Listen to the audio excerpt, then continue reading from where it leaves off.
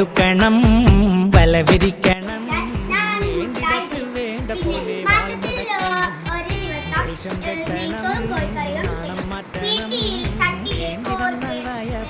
ഇലയെടുക്കണം മാളൂര് കാണുമ്പോൾ നേരെ നിൽക്കണം മേലോരെ കാല് തൊട്ട് തലയിൽ വെക്കണം നേതാവ് ഇന്ന് നേതാവ് നാളെ രാജാവ് എന്നും ജേതാവ് നേതാവ് ഇന്ന് നേതാവ് നാളെ രാജാവ് എന്നും ജേതാവ്.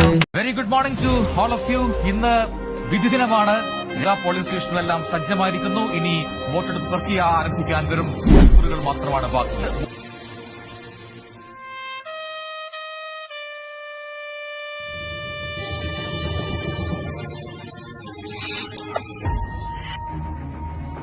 ആയിക്കര ഇന്ന് പോളിംഗ് ബൂത്തിലേക്ക്.